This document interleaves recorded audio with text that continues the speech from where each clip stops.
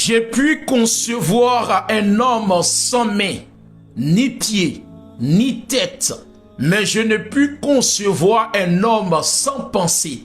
Blaise Pascal.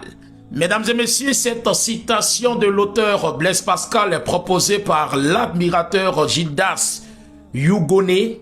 C'est dosé, mais en toute humilité, en toute modestie, on va essayer. Ce n'est pas facile, mais humblement, on pense que le divin va nous faciliter justement les choses. Déjà à première vue, la phrase, sinon la citation semble absurde. Biologiquement, bien sûr. Parce qu'on ne peut pas concevoir l'homme sans tête. Ça, c'est une vérité universelle, qu'importe ta situation géographique. Mais ce qu'il faut savoir, c'est qu'ici, Pascal ne parle pas de biologie. Il parle plutôt de philosophie. Et il, si vous voulez, utilise une expérience de la pensée. Il enlève symboliquement les mains qui font donc référence à l'action, les pieds qui renvoient au déplacement et à la tête qui rime avec, si vous voulez, l'apparence physique, ce qui pourrait véritablement nous embellir aussi. Donc, pour Pascal ou bien pour Blaise Pascal, ce qui fait l'homme là, ce n'est pas ce qu'on vient de citer, non, pied, tête, non, mais c'est plutôt la pensée qui est même l'essence même de l'homme.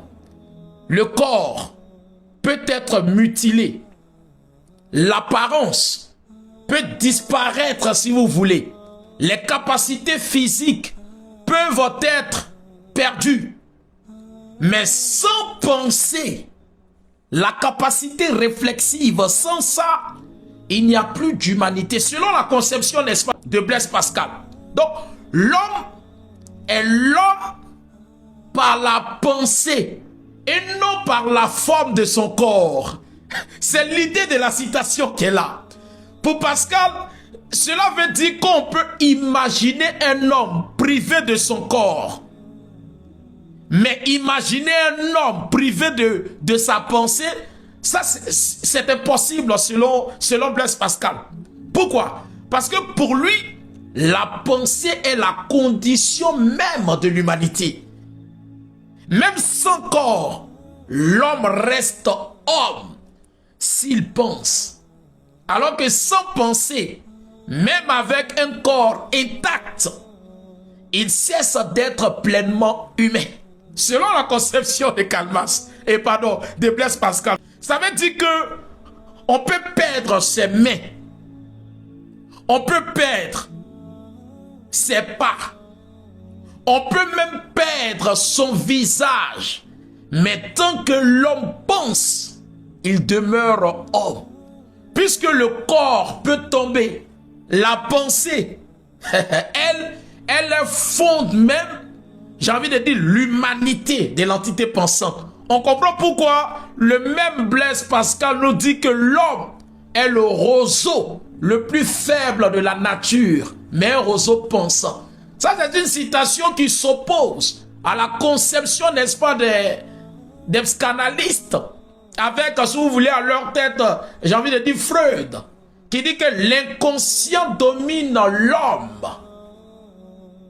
L'homme n'est point cet être de bonheur, au cœur assoiffé d'amour, dont on dit qu'il agit lorsqu'il doit, c'est-à-dire lorsqu'il est attaqué, pour paraphraser, mais c'est-à-dire un être qui doit porter au compte de ses données instinctives une bonne somme d'agressivité.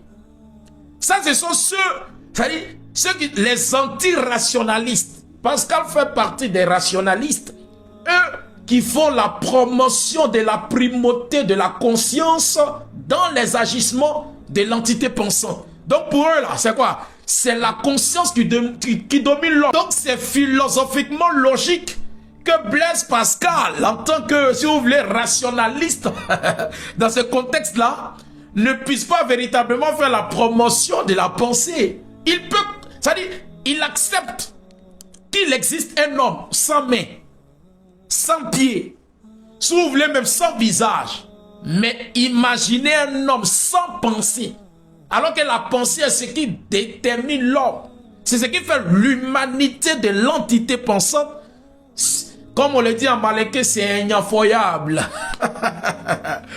Doua Fortuna alias l'étofitologue, le maître de l'argile parlante, nous maudissent des bénédictions. On ensemble, les gars. Disponible aussi pour vous en tant que maître de cérémonie, poète slammer. 00225 07 58 11 66 91. Mariage, dîner de gala, conférence, séminaire.